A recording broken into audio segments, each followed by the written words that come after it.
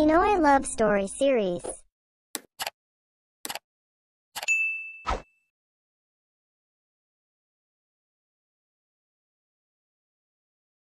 Si Venice ay isang psychologist at malaking fan ng Planetarium Band. Siya ang tipo ng babae na mamahalin ang lahat ng taong nasa paligid niya at gamutin ang mga heartache ng mga ito. Katulad ng lalaking labis niyang minamahal na si Earth.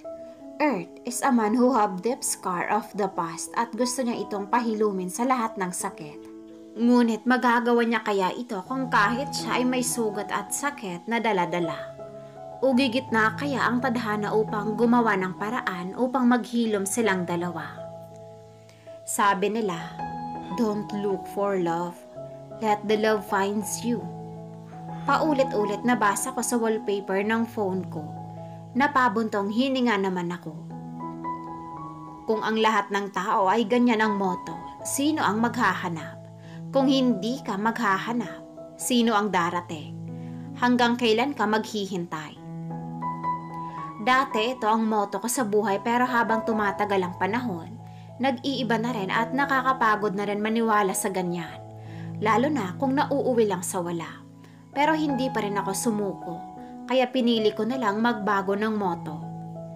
Ika nga nila, hayaan mo ang tadhana ang maghanap ng taong mamahalin mo at sumabay ka lang sa agos. Ako naman itong si Uto-Uto. Hinayaan ko ang tadhana at nagpatangay ako sa nararamdaman ko. At ngayon natagpuan ko nga siya. Hopefully, natagpuan ko siya. I remember the first day I found him. He was wearing white suit with stethoscope in his neck while walking in the hallway. He looks like a cute boy wandering and smiling to everyone. But when our eyes met, I see his soul calling me to help him.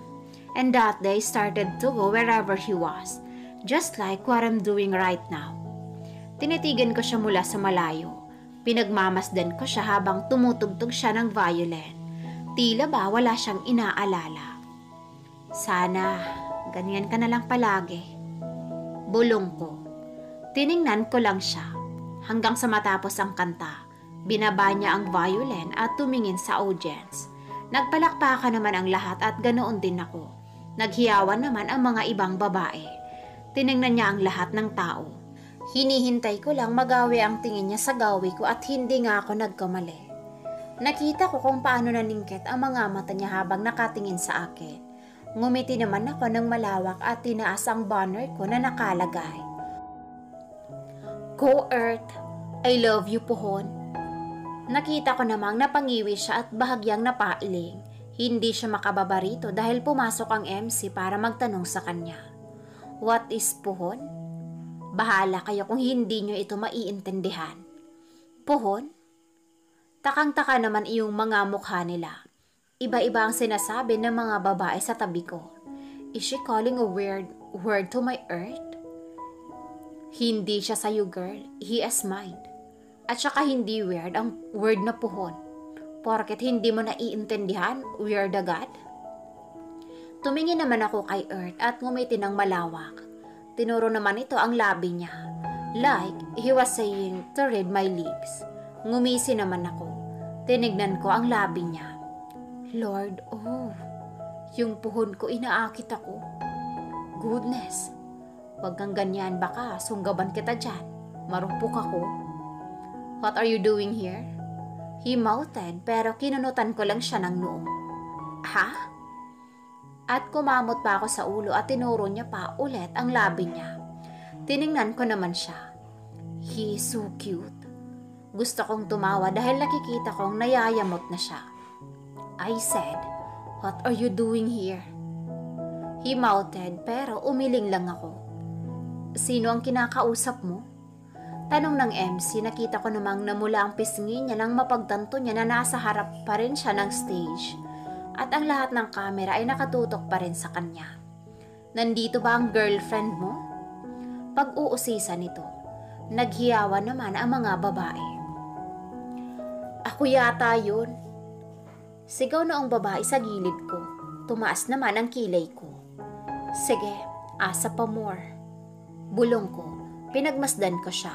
I can read his lips. I know what he was trying to say pero siguro nga baliw ako dahil nagpapanggap ako na hindi ko siya naiintindihan. Hindi ko maiwasan. He looked so handsome while repeating those words to me. Like we have our own world. Kinuha ko naman ang camera ko na nakasabit sa leeg ko at tinutok sa kanya. Napangiti naman ako dahil kahit saang anggulo, ang gwapo niya tingnan. Nang makuha ko na ang gusto ko, binaba ko na ang camera at tinignan ang pictures niya. My Earth. Bulong ko. Pumunta naman ako sa labas ng auditorium sa Cosmic Bar dahil tapos na ang performance niya. Nalaman ko lang naman itong bar na ito dahil kay Saturn noong minsang tinawagan niya ako para ibalita sa akin na nandito sa Earth tuwing gabi. Kaya ngayon nandito na ako gabi-gabi. Good evening, Miss Venice. Sabi sa akin ni Clark. Siya ang bartender ng gabing ito. Wala na kasi ang kahalilin niyang si Nami. Simula noong nagpakasal sila ni Saturn. Stop calling me Miss Clark. Just Venice. Ngiting sabi ko. Okay, just Venice.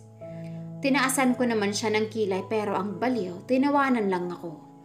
I was joking, Venice. Chill. Tawa nito sa akin at binigyan ako ng margarita.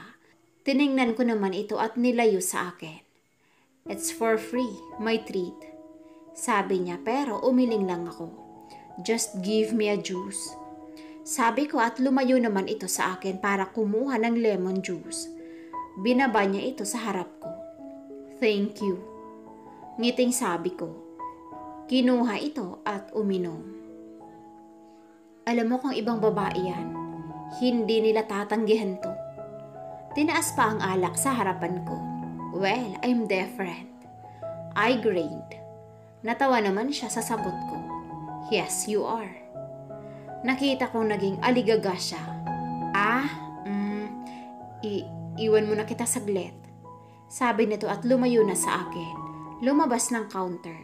Susundan ko na sana siya ng tingin ng may harang sa harapan ko.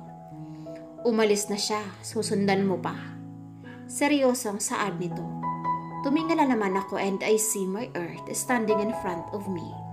Nakapatong pa ang mga kamay niya sa counter, like he was keging me. Napanguso naman ako dahil ang gwapo niyang tingnan, habang nakayuko siya sa akin. And why are you drinking margarita? Nakita ko naman siyang nakatingin dito at tiningnan ako pabalik. Lalong sumeryoso ang tingin niya sa akin. Napalunok naman ako. Hindi ako umiinom. Binigay lang yan ni Clark. Kinakabahan ako. Really? Seryosong saad nito. Tumango naman ako at ngumiti ng alanganin. Kinuha niya ang upuan sa gilid ko at umupo sa harapan ko. Pero kahit nakaupo na siya, ang tangkad niya pa rin tingnan. Tiningnan naman niya ako sa mata. Wala ka bang gagawin? Tanong ko at iniwas ko lang ang tingin sa kanya pero hindi siya sumagot. At ramdam ko pa rin ang pagtitig niya sa akin. Ang lakas ng tibok ng puso ko. Nilapit naman niya ang mukha niya sa mukha ko. Diyos mio, hindi siya nakakatulong sa heart ko. Aatakin yata ako sa puso. Napalunok naman ako. Breath, Venice. Hindi ko na malayang pinipigilan ko na ang paghinga ko sa harapan niya. Lemon. Bulong nito at unti-unti nang lumayo sa akin. Napakunot noon naman ako. Inamoy na lang ba ang hininga ko? Para malaman niya lang na nagsasabi ako ng totoo. Galit ko naman siyang tiningnan. Anong tingin mo sa akin, sinungaling? Inis kong usal. Ngumisi naman ito sa akin. Hindi naman ako umiino. Yeah, you said it last time. And last time pero kinabukasan. Nakikita kita sa hospital and your whole face is full of red marks. Tumingin naman ito sa akin ng malamlam. Kaya napatahimik ako. I don't want to see you in the hospital, Venice. And allergic reaction is not a joke. Dahil kapag hindi yan naagapan, pwede kang mawala. Mahina ang saad nito at lumagok ito ng alak. At ayokong mangyari iyon. Bulong nito. Napangiti naman ako. Before, lagi ko iyon ginagawa para may dahilan akong makita siya dahil lagi niya akong tinatakbuhan. Kaya lagi na lang akong nagpapa-admit sa ospital. Lumapit naman ako sa kanya at niyakap siya sa likod. I put my head on his shoulder. Naramdaman kong bahagya siyang natigilan pero unti-unti rin siyang nasanay. Napangiti naman ako. You know you'll never lose me. Mahinang sabi ko. Because I love you, my earth. I will love you, Puhon, he said. If the right time comes, I hope the word someday is not too late and hopefully, we can stay forever. Dumaan ang ilang araw, hindi ko na madalas makita sa Earth o dahil na rin siguro ay nagpapahinga ito sa maraming trabaho nito. O siya lang talaga ang may problema. Dahil nitong mga araw ay nakakaramdam siya ng sakit sa kanyang dibdib. Ayaw naman niyang malaman ito iyon kaya siguro may puwang rin sa kanyang utak na lumayo muna rito pansamantala. Papunta na ako sa kantinang hospital. Nakita ko si Earth sa may kabilang hallway kaya lumiko ako. Binilisan ko na lang maglakad. Napahinga na lamang siya ng malalim dahil sa ginawa niya. At napailing dahil malamang sa malamang ay hahabulin lamang siya nito at uusisain siya. Bakit siya lumalayo rito? Venice, narinig kong sigaw niya. Hindi ako tumigil sa paglalakad at tila nagbingi-bingihan ako sa pagtawag nito. Halos tumakbo na ako sa may hallway. Heist, kung pwede lang tumakbo. Pipeng saad ko. Hanggang sa may humawak na sa may siko ko. Iniiwasan mo ba ako? Sabi niya, nakakunot pa ang kanyang noo. Hindi ah. Pautal-utal kong sabi. Iniiwas ko iyong mukha ko at pilit kong kinukuha ang braso ko pero hinigpitan niya lang iyong hawak. Hinila niya ako papalapit sa kanya kaya halos magkadikit na ang noo namin. Naramdaman ko iyong pag-init ng mukha ko. Kung hindi, bakit ka umiiwas? Bakit ka tumatakbo sa tuwing nakikita mo ko? Sabi niya. Amoy na amoy ko iyong hininga niya. Biglang kumabog iyong puso ko. Masama ito. Tinulak ko siya kaya nagkaroon ng distansya sa pagitan naming dalawa.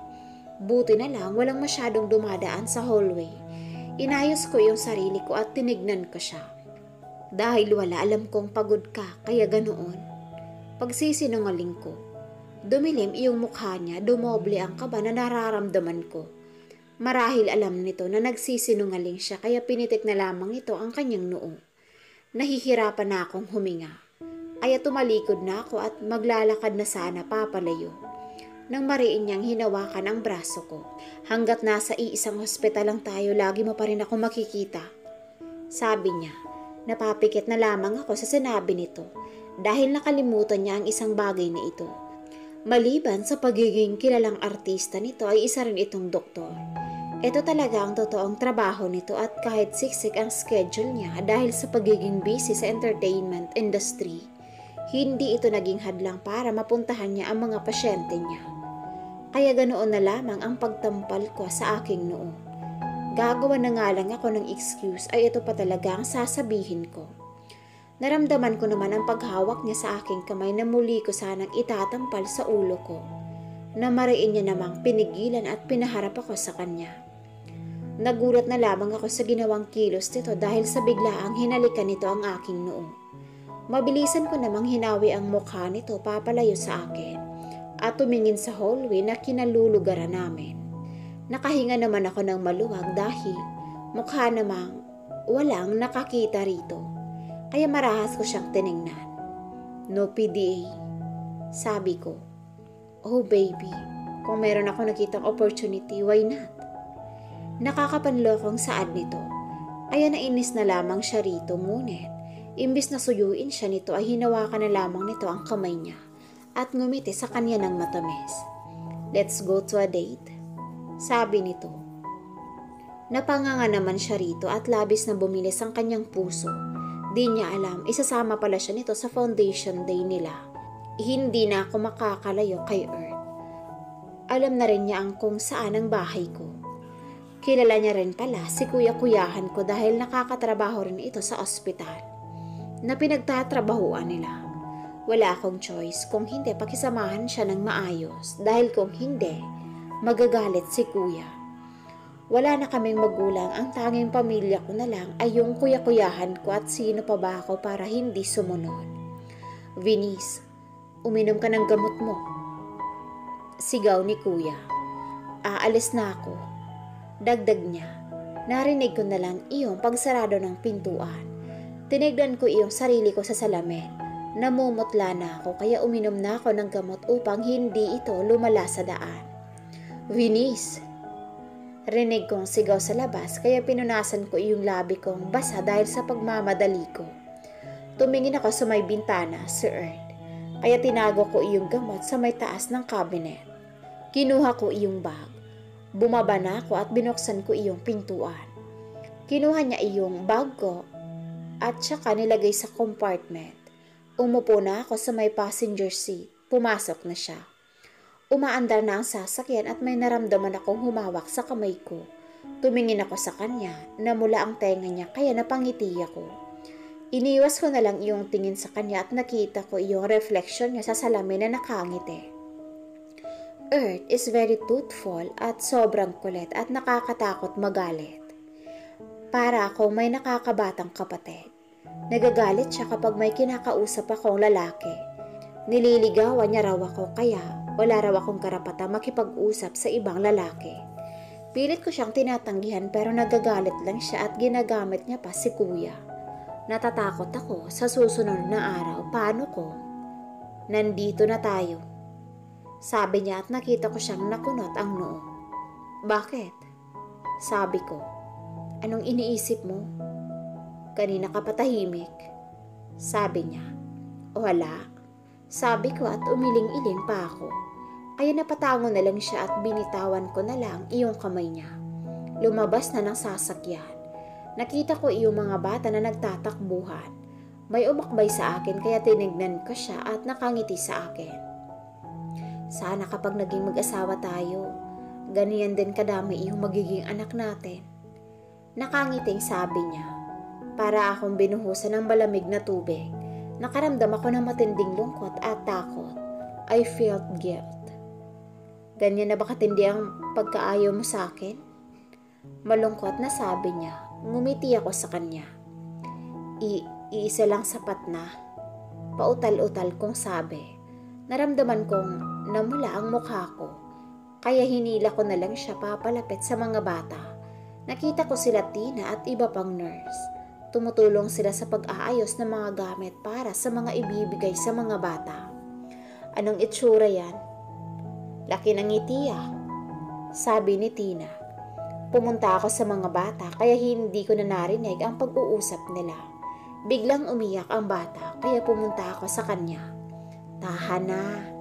Sabi ko. Ate, ang sakit. Sabi niya. Umiiyak na siya. Kaya pinaupo ko siya sa lap ko. Nakita ko na may kaunting gasgas at dugong lumabas sa tuhod niya. Kaya kumuha ko ng panyo. Dadahanin natin ha? Sabi ko. Tumango lang iyong bata at pinupunasan ang luha. Patuloy ko lang itong hinihipan at pinupunasan ng dahan-dahan para malinisan ang bahagya. See? Okay na. Smile ka na ulit. Nakangiting sabi ko. Ngumiti siya ng bahagya. Naantok pa ako. Sabi niya. Sige, sleep ka na, nandito lang si ate. Sabi ko at pinahiga ko siya sa lap ko at bahagya ko siyang hinihele. Bahagya akong kumakanta at tinatapik ang kanyang hita. Nakita ko nang lumalim na ang paghinga ng bata na pangiti ako.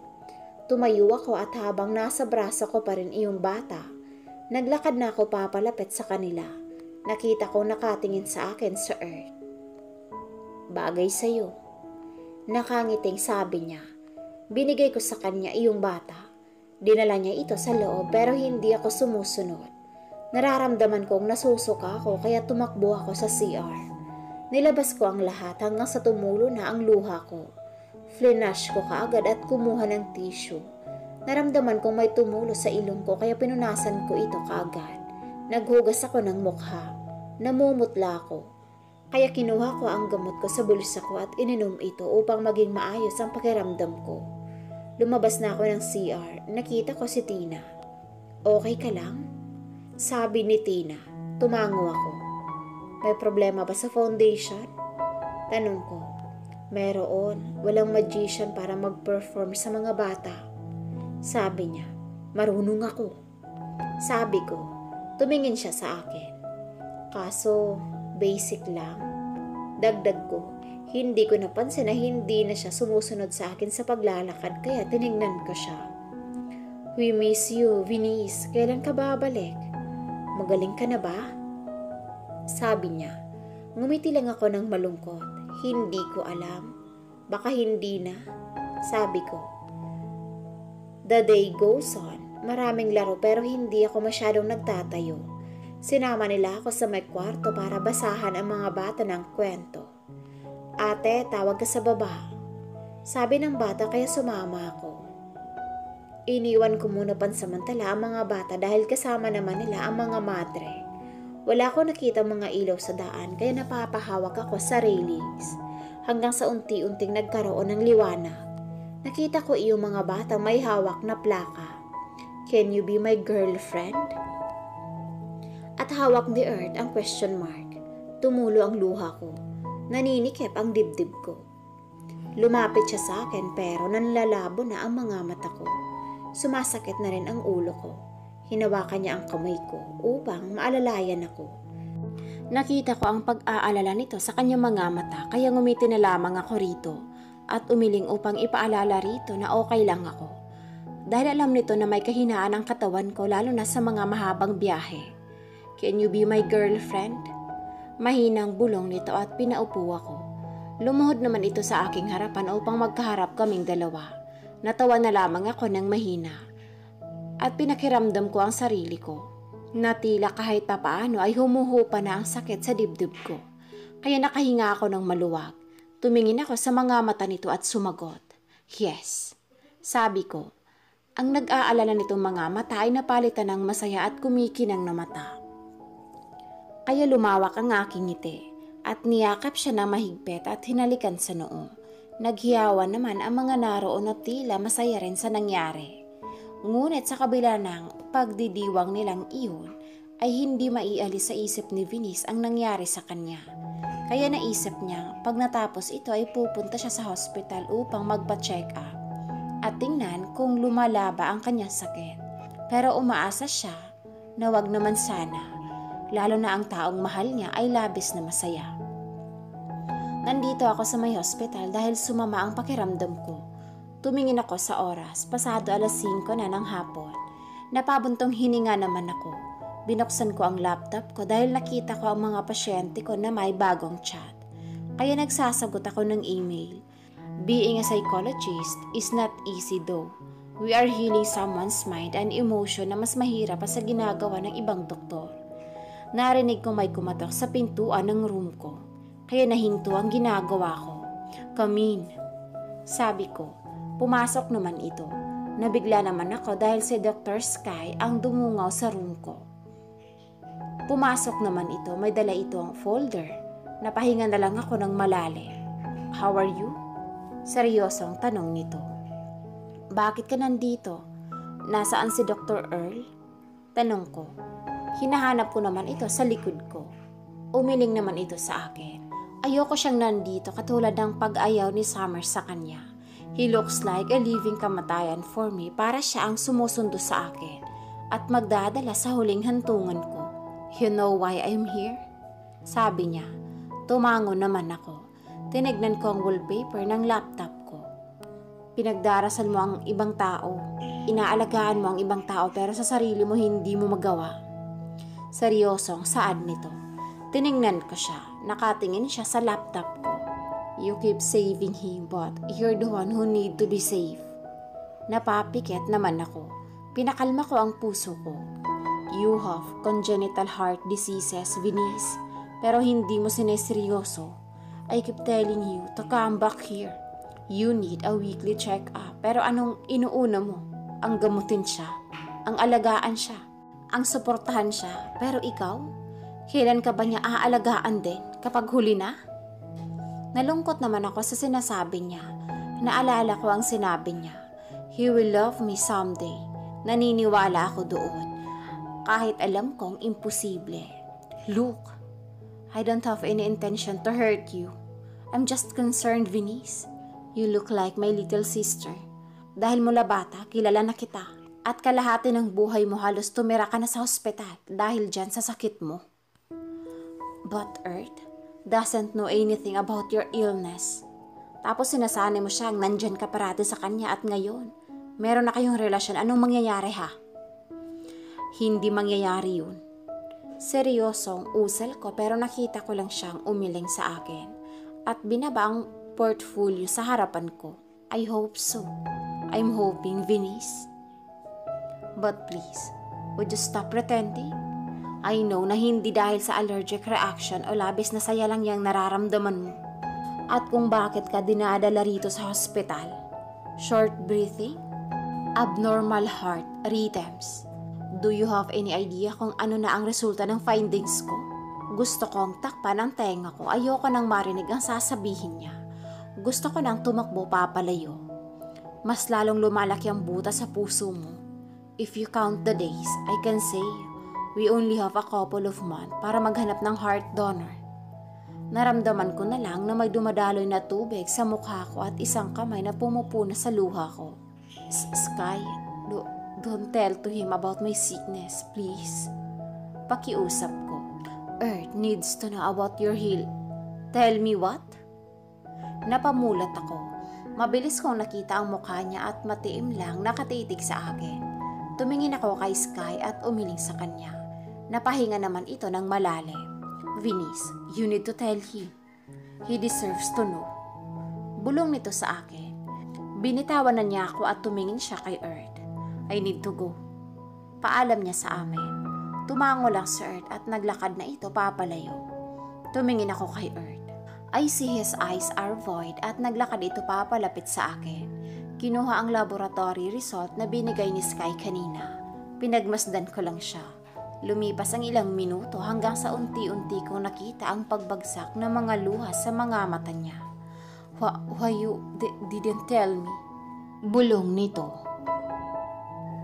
Tumayo ako sa kama at nilapitan siya pero bago ko pa man siya mayakap, lumayo na ito sa akin at lumakad na papalayo. I'm sorry, Earth. I'm sorry, my love.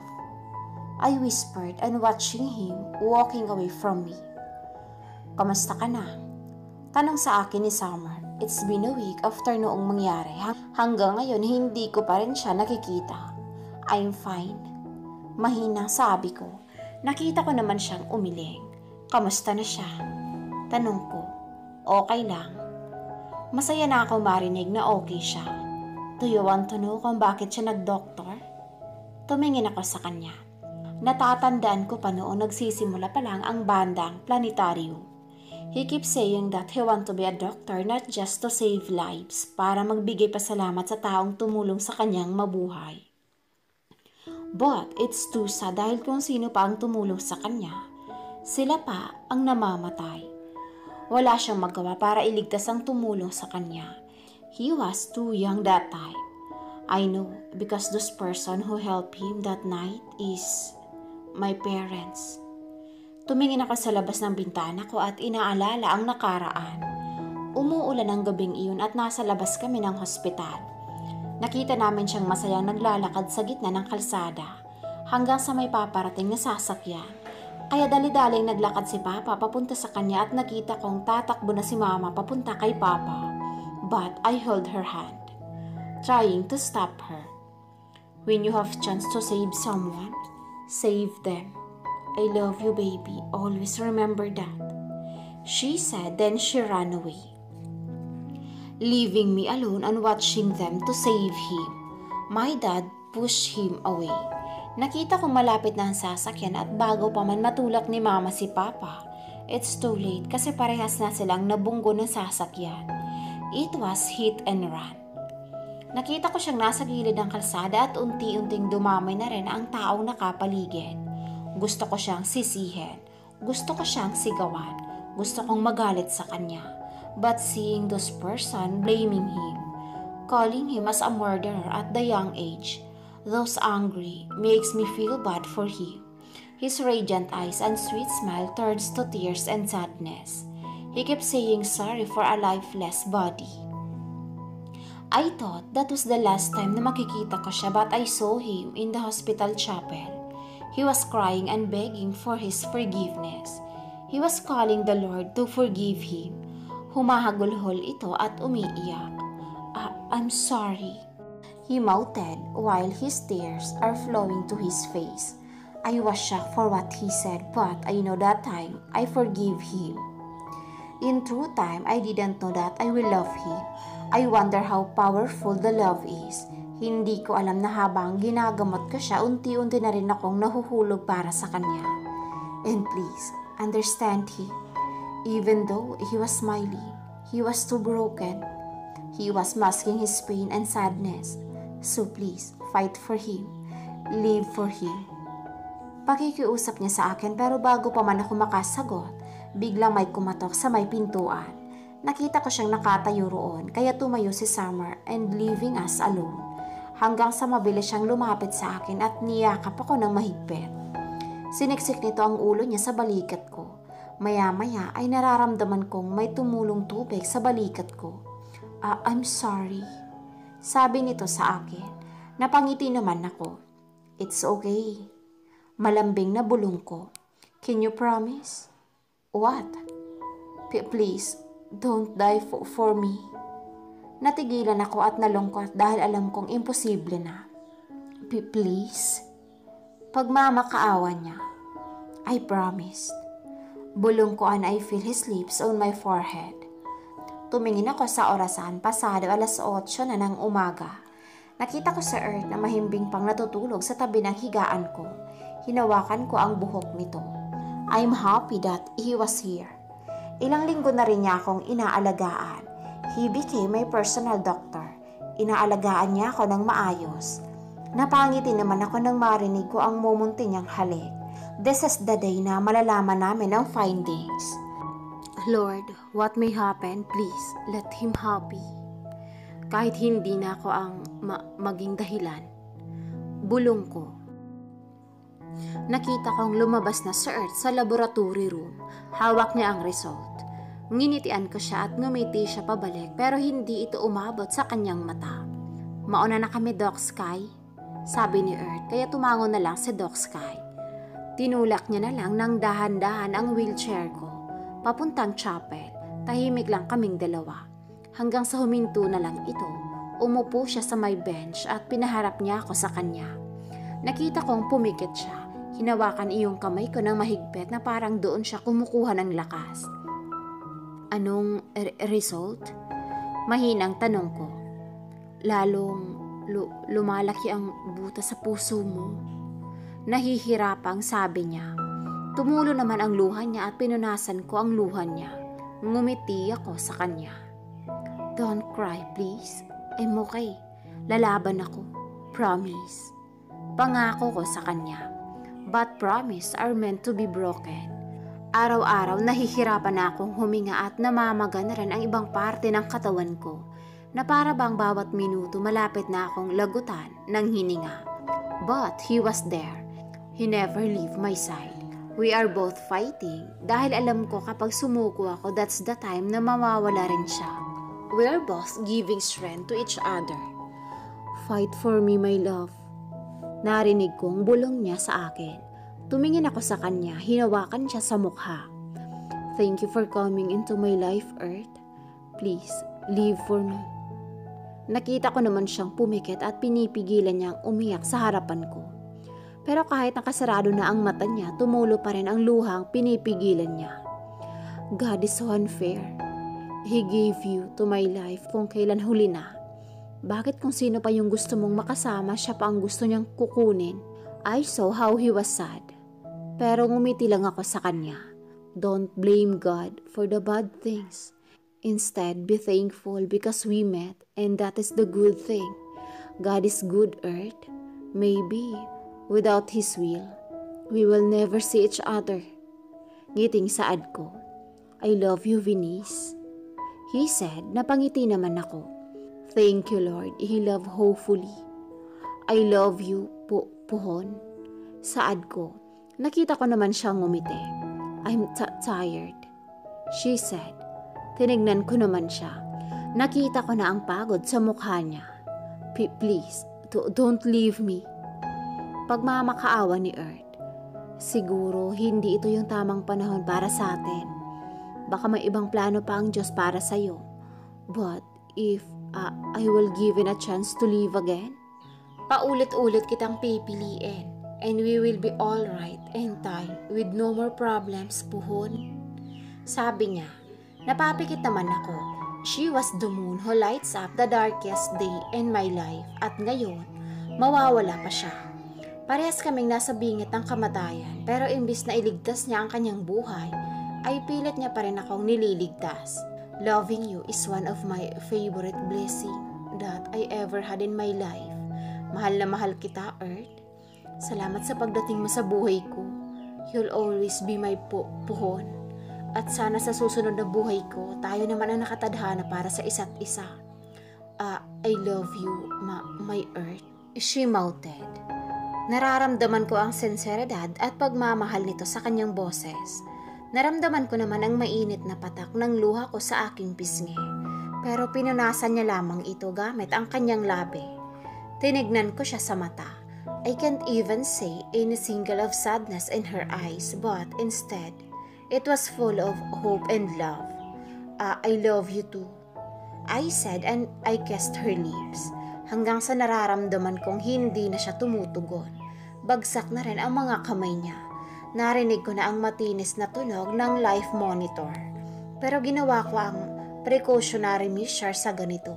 I gave CPR and pumping her chest. I pressed the emergency button. Lord, please, give her to me. Pagmamakaawa ko. I can't lose her. Lumalabo na ang mata ko at muli kong nilapat ang labi ko sa kanya para bigyan siya ng hangin. Please, wake up. Don't die for me. Bulong ko. Nakita ko na ang mga doktor na pumasok. Ginawa na nila ang lahat. At naiiwan na lang akong nakatayo roon. In God's time. In God's time. Paulit-ulit na bulong ko. Nakita kong tumigil na sila at umiling sa akin. Please, wake up my puhon. Magbabanggit na sana sila ng time of death nang marinig namin ang mahinang tunog ng machine at nakita ko ang lifeline niya. She is alive. Thank you, Lord. Piping panalangin ko. She is psychologist and I'm a cardiologist. And we were both saving hearts.